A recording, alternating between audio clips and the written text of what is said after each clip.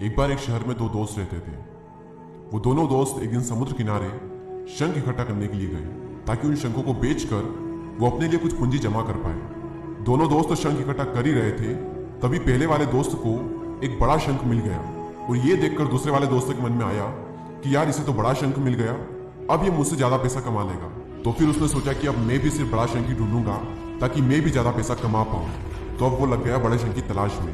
उसने खूब ढूंढा, खूब मेहनत की, लेकिन फिर भी उसे बड़ा शंख हासिल नहीं हुआ। और उस बड़े शंख के चक्कर में उसे जितने भी छोटे छोटे शंख मिलते उन सारे शंखों को उठा करके फेंक देता, क्योंकि उसके दिमाग में वो बड़ा शंख था कि मुझे किसी भी हालत में वो बड़ा शंख चाहिए ताकि मैं थोड़े ज्यादा पैसे कमा पाऊं।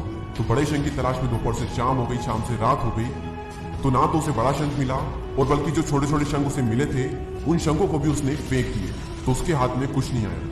और जो पहला वाला दोस्त था उसके पास एक बड़ा शंख था और कुछ छोटे शंख थे। तो रात हो गई और वो दोनों दोस्त घर जाने लगे।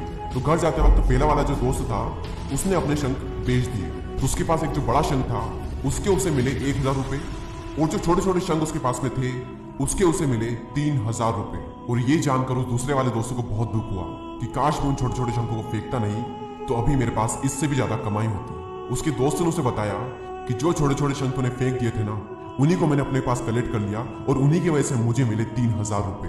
और ये जानकर वो दूसरा वाला दोस्त और भी ज्यादा निराश हो जाता है। इस कहानी को बताने का मेरा मकसद बिल्कुल साफ है कि हम बड़ी बड़ी चीजों के चक्कर में कई सारी छोटी छोटी चीजें, या फिर ये कहें कि कई सारे छोटे छोटे मौके हाथ से गवा देते हैं। हम हमारी डे टू डे लाइफ में भी कई सारी छोटी छोटी चीजों को इग्नोर करते हैं, लेकिन ये बात आपको जान लेनी चाहिए कि ये छोटी छोटी चीजें आगे जाकर बहुत विशाल रूप धारण कर लेती है। हर छोटी चीज पर ध्यान लगाओ, उसे इग्नोर मत करो, आगे जाकर आपको इसकी अहमियत पता चलेगी। मैं ये भी नहीं कह रहा हूं कि आप छोटा सोचो और छोटा ही करो। मेरा कहने का मतलब ये है कि आप सोचो बड़ा, लेकिन उसके लिए हर वो छोटा काम करो जिससे कि आपका लक्ष्य आपको हासिल हो। दोनों दोस्तों का लक्ष्य एक ही था, वो था पैसा।